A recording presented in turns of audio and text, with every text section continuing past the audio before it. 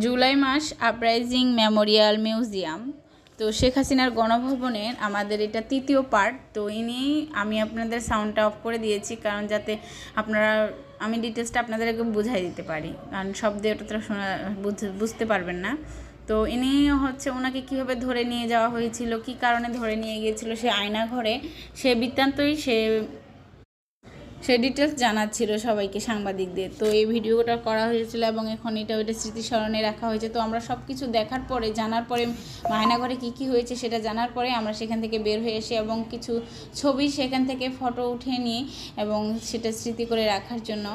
আর আপনাদের দর্শনীয় যারা যাবেন তারা একটু দেখে শুনে গেলেই ভালো হয়, সব কিছু জানা থাকবে কোথায় কি হয়।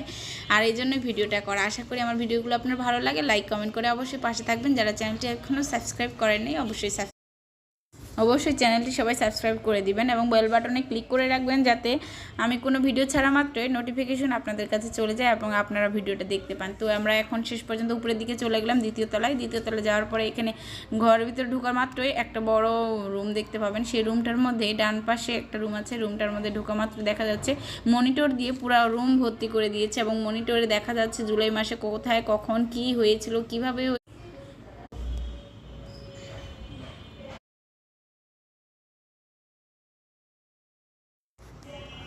তো আমরা সেগুলো দেখছিলাম।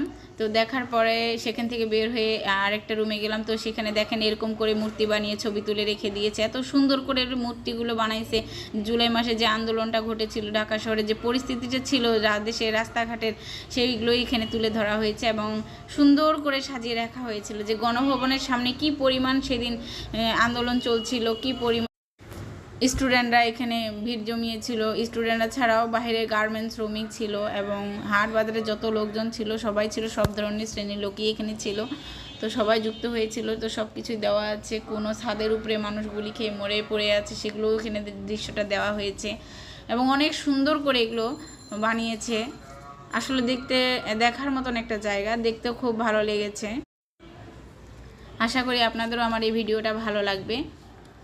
আর আমরা সেখান থেকে বের হয়ে গ্রন্থাগারে গিয়েছিলাম, যেখানে শেখ হাসিনা দাঁড়িয়ে আলো বাতাস খেত। তার বারান্দা ছিল, সেই বারান্দাটা এখন গ্রন্থাগার বানিয়ে দিয়েছে। সেখানে সবাই বই পড়ে, লাইব্রেরি বানিয়ে ফেলেছে।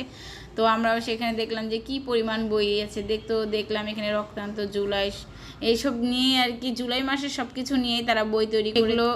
সেগুলো লাইব্রেরি বানিয়ে ফেলেছে। সবাই সেখানে যাচ্ছে, বিভিন্ন ধরনের বই পড়ছে। তো বইগুলো সব জুলাই মাস নিয়েই করা হয়েছে দেখলাম। তো বিভিন্ন ধরনের আরও বই ছিল, আপনারা গেলে দেখতে পারবেন। আর আমার পাশে থাকেন, আপনার পার্ট 4 অবশ্যই আমি আপনাদেরকে দেখাবো।